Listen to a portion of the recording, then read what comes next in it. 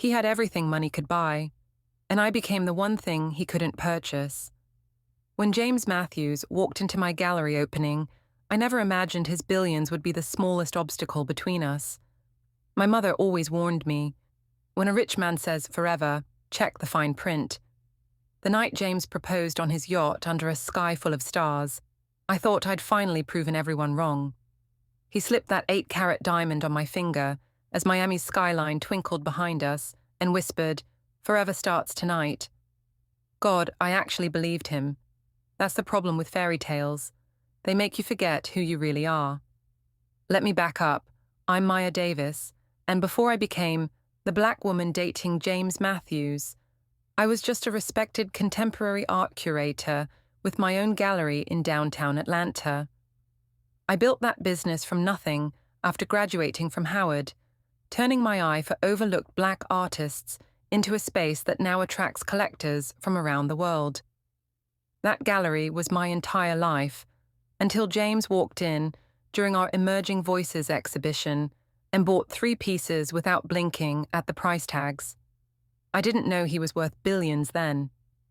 Didn't recognize the man whose tech company had revolutionized artificial intelligence. I just saw someone who actually understood the significance of the artwork when most wealthy collectors were just hunting for status symbols. When he asked for my number instead of my business card, something inside me whispered both yes and be careful in the same breath. This isn't just another love story. It's about what happens when wealth, race, and power collide with the heart. Stay with me to discover how I learned the real cost of loving someone who lives in a different world. Because loving James taught me that some promises come with invisible conditions, and sometimes forever has an expiration date nobody tells you about until it's too late. Maybe you've never dated a billionaire. Most people haven't. But I bet you've felt that moment when you realize the person you love exists in a universe with different rules than yours. When your worlds collide and you're the one expected to adapt. This is for anyone who's ever had to choose between love and holding on to who they really are. The first time I saw James Matthews, I was in my element. Opening night at my gallery, showcasing a collection called Fractured Identity, pieces from artists exploring the complexity of being black in spaces that weren't designed for us. The irony wasn't lost on me later. I noticed him immediately, not because he was the only white person there, he wasn't, but because of how he engaged with the art. Most people at openings spend more time networking than actually looking at the work. James stood motionless in front of Darius Cole's massive canvas for 15 minutes, completely absorbed. Tall, impeccably dressed in a suit that screamed money without trying, but it was his focus that caught my attention. "What do you see in it?" I asked, sidling up beside him with 2 champagne flutes, offering him one. Professional, but curious, he took the glass without looking away from the painting. Pain, resistance, but mostly, I see someone refusing to fragment despite the pressure. Then he turned to me and I felt it, that electric jolt when someone really sees you. "You curated this, didn't you?"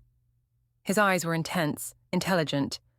I'd later learn that was his business superpower, making you feel like the only person in his universe when he focused on you. "Maya Davis," I said, extending my hand. "And yes, this is my gallery." James Matthews. His handshake was firm but not dominating. "These artists you found, they're extraordinary, especially Cole. His work should be in major museums."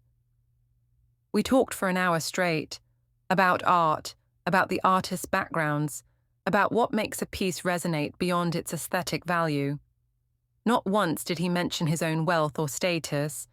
Not once did he talk over me or mansplain art. By the time my assistant interrupted to tell me a major collector needed to speak with me, I was intrigued.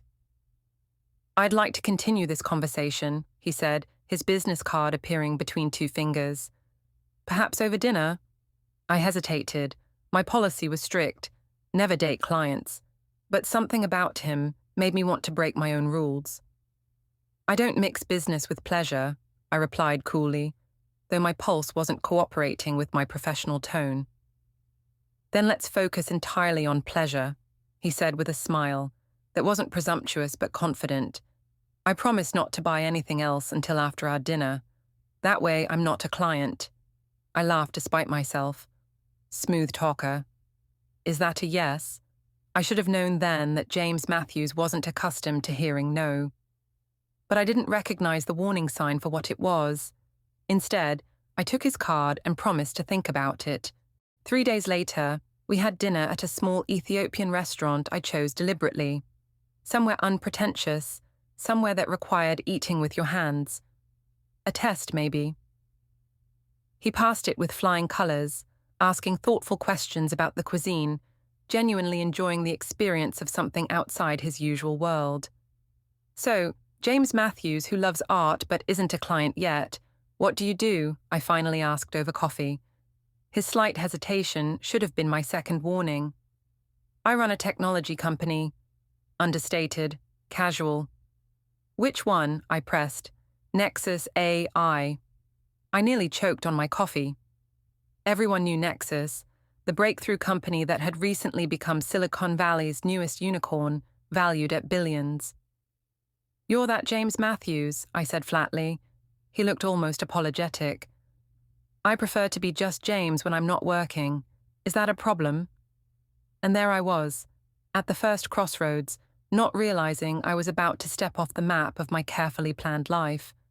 I told myself it was just dinner, just curiosity. That's the thing about life-changing moments. They rarely announce themselves. They just slip in, disguised as ordinary decisions. "Not a problem," I lied. "But you should know I'm even more impressive than you are." He laughed, genuinely delighted by my confidence. I believe that completely. By midnight, walking along the city streets talking about everything from our childhood dreams to our favorite books, I was already falling.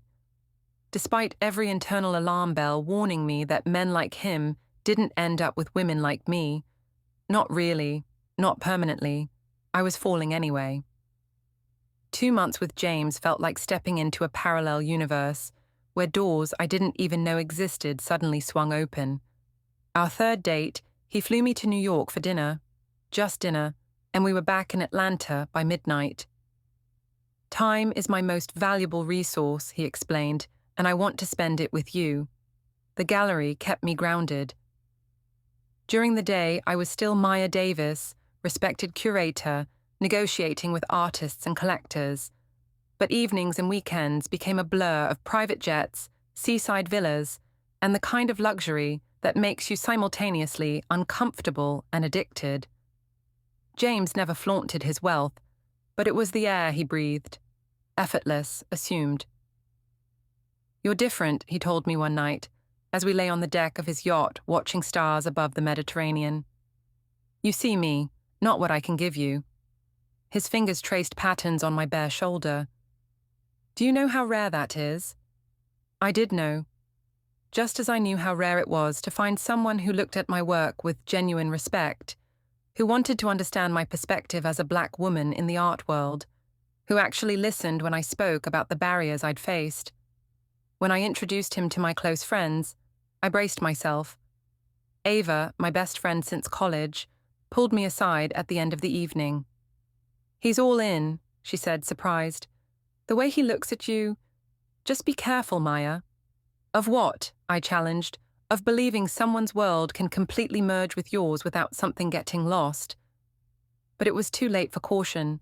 The first time James introduced me to his business associates, I noticed the subtle double takes, the slightly too polite smiles. One woman actually said, "How fascinating that you own an art gallery." James has always appreciated diversity. I felt James stiffen beside me, but he said nothing in the moment. Only later, alone, did he apologize. "They're idiots," he said. "Their opinions don't matter." "But they do," I replied softly. "They're your world." He pulled me close, kissing my forehead. "You're my world now. The rest is just business."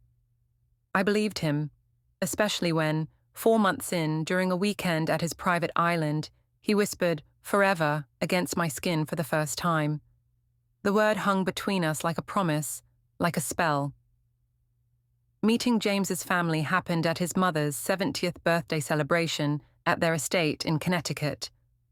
Old money, old traditions, old perspectives, barely concealed beneath impeccable manners.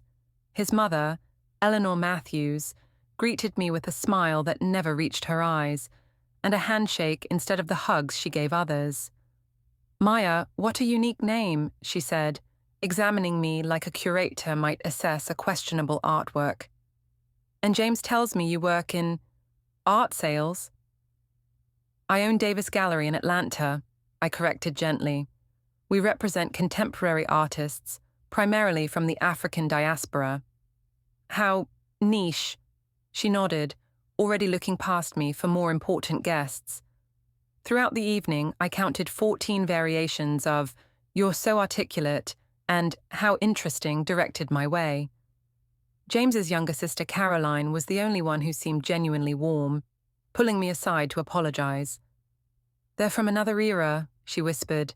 "James never brought anyone home they didn't pre-approve before. This is actually progress." Progress. The word echoed as James's father cornered him in discussions about the company's future while pointedly excluding me. Progress, as his mother's friends asked if I knew various black celebrities I had absolutely no connection to. Progress, as I overheard his uncle ask James if this was just a phase, when they thought I was out of earshot. James noticed none of it until I pointed it out on the drive back to the city. They were perfectly civil, he argued, genuinely confused. "Civil isn't the same as welcoming," I replied. "There's a difference between tolerating someone and accepting them." He took my hand, frustration crossing his face. "Give them time. They'll love you once they know you." But as weeks passed, the pattern repeated. In public, eyes followed us. The tech billionaire and his black girlfriend. Tabloids speculated about our relationship with thinly veiled racism wrapped in curiosity. At industry events, I was either invisible or a novelty, while James was pulled into conversations about markets and mergers. The divide was subtle but unmistakable. In private, we were equals. In public, I existed in relation to him. James Matthews's girlfriend first, Maya Davis second or not at all. The breaking point came during a charity gala, when a prominent investor's wife patted my hand and said, "It's so refreshing how James doesn't care about conventional matches. He always did have exotic tastes." James, standing beside me, laughed uncomfortably and changed the subject. Later in the car, my silence was deafening. "What was I supposed to say?" he finally asked, defensive. "Anything," I said, tears burning behind my eyes. "Anything except laugh." "You're overreacting. She's just ignorant." "And you're just complicit," I whispered, the truth finally breaking free. "When will you understand that your silence sounds like agreement?" That night, we had our first real fight. About race, about privilege, about the difference between loving someone in private and standing beside them in public. About what forever actually means when half your world sees your partner as an exotic adventure rather than your equal. The beginning of the end started with a photo. Us, captured by paparazzi leaving a restaurant, my hand in his, laughing at something he'd said. Ordinary moment, extraordinary fallout. Nexus A. I was finalizing a major government contract, one that would cement James's legacy in the tech world. The timing couldn't have been worse. "My board is concerned about my public image," James said one evening, pacing our bedroom in his Atlanta penthouse. He'd been distant for days, constantly on calls, disappearing into his home office for hours. "Your public image," I repeated slowly. "You mean me?" He didn't deny it. "The conservative faction at the Department of Defense is looking for any reason to block this deal. My personal life shouldn't matter, but it does because I'm black." The words hung between us, unavoidable. James ran his hands through his hair, frustration evident. "That's not what I said. It's what you meant." I sat on the edge of the bed, suddenly exhausted. What did they suggest? That you keep me hidden until the contract is signed. His silence was answer enough. 6 months, he finally said. We just need to be more discreet. No public appearances, no photographs. Once the deal closes, what? Another deal will come along. Another reason why being seen with me is inconvenient. My voice remained steady, even as something broke inside me. Is this what forever looks like to you, James? Me, your dirty little secret? That's not fair, he snapped. This is business. It has nothing to do with us. It has everything to do with us. I stood up, tears finally spilling. Because there is no separating who I am from what I look like. While you get to walk through the world as just James Matthews, brilliant entrepreneur, I am always Maya Davis, black woman first, everything else second, and now you're asking me to hide so you can have it both ways. He reached for me, but I stepped back. I need some time, I whispered. 3 days later, I was back in my own apartment, the one I'd barely visited in months. The silence was deafening after living in James's world. My phone buzzed constantly with his messages, his apologies, his explanations. I turned it off. Ava came over with wine and takeout. You knew this could happen, she said gently, not accusatory but honest. I knew it might. I hoped it wouldn't. I stared out the window at the city lights. The worst part is that he doesn't even see it. He thinks it's just a temporary business problem, not a fundamental flaw in how he sees our relationship. Do you still love him? She asked. That's the problem, I admitted. I do, but I love myself more. 2 weeks passed. I threw myself into work, into a new exhibition that suddenly felt more personal than ever. Visibility, the politics of being seen. Artists exploring what it means to be simultaneously hypervisible and invisible in white spaces. The day before the opening, James showed up at the gallery after hours. He looked terrible, unshaven, eyes shadowed from lack of sleep. I didn't sign the contract, he said without preamble. I froze, catalogue in hand. What?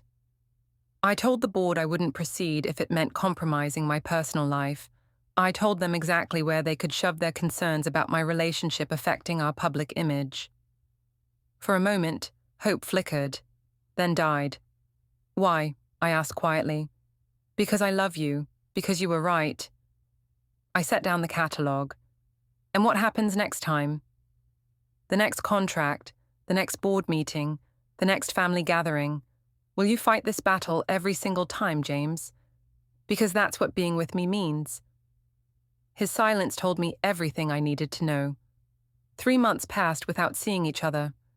I expanded the gallery, opened a second location in New York, and started a foundation for young black artists. Success tasted different now, richer somehow, because it was entirely mine again. No shadow of a billionaire boyfriend lurking behind my accomplishments. Then came the email. Not from James, but about him. A profile in the New Yorker where he spoke candidly about losing the government contract, about systemic racism in tech, about his own blindness to privilege. He named me, credited me with opening his eyes to realities he'd been privileged enough to ignore. The final paragraph quoted him directly. I lost someone I loved because I thought I could compartmentalize parts of her identity that the world found challenging. I was wrong, and that mistake cost me everything that actually matters. I closed my laptop, hand shaking. It would have been easier if he hadn't changed, if I could dismiss him as just another rich white man unwilling to sacrifice anything for love. But growth is complicated. It doesn't erase the hurt, just creates new possibilities alongside old scars. When he called the next day, I answered. We met at a public park, neutral ground. He looked different, more grounded, less untouchable. I've been working with diversity consultants at Nexus, he said after we'd walked in silence for a while. Not just for show, real structural changes. He glanced at me. I should have done it years ago. Most people never do it at all, I acknowledged.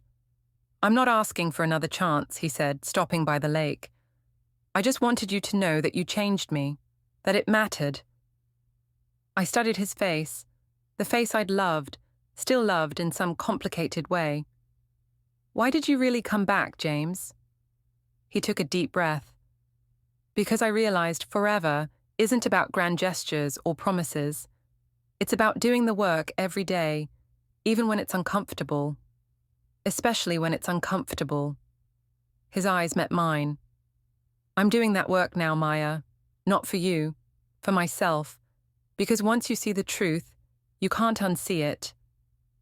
We talked for hours that day, about race and privilege, about his family's response to the article, mixed, predictably, about my gallery's success, about who we'd become in our months apart. I didn't fall back into his arms that day, or the next, but slowly, carefully, we rebuilt, not what we had before, but something new, something with eyes wide open. 6 months later, he came to the opening of my reclamation exhibition. No fanfare, no special treatment. Just another supporter in the crowd, proud but not possessive.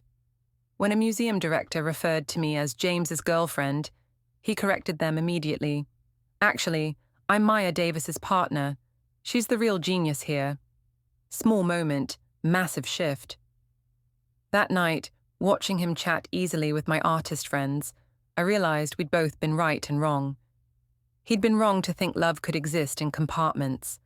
I'd been wrong to think people couldn't truly change. Are we going to make it? I asked later, as we walked hand in hand under city lights. James considered this seriously. I don't know, he said finally, but I'm committed to finding out, one day at a time.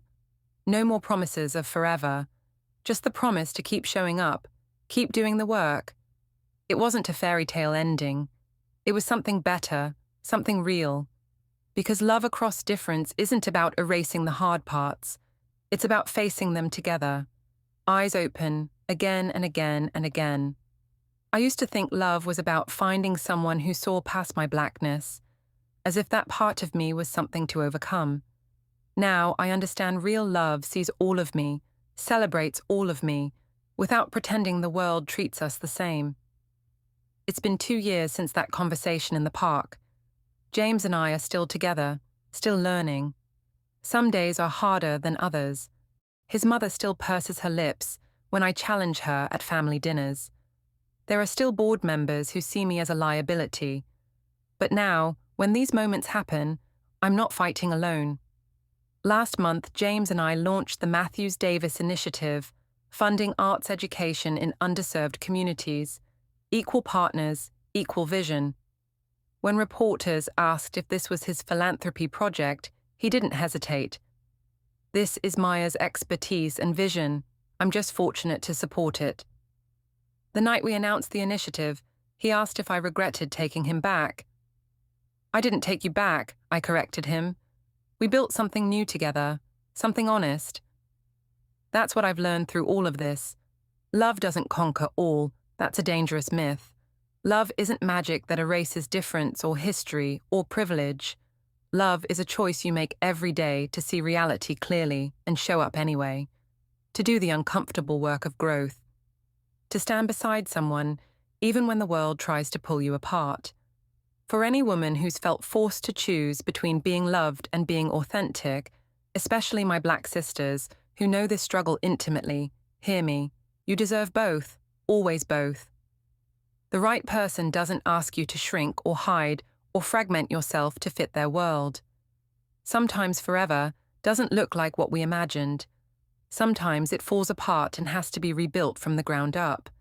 And sometimes, when you demand to be loved completely, without compromise, you discover a relationship far stronger than the fairy tale you were sold. If you're facing your own impossible choice between heart and dignity, remember, the right person won't ask you to choose. Share your story below, and let's build a community where love and respect are never mutually exclusive. Because our stories matter, our wholeness matters, and we deserve love that understands that fundamental truth.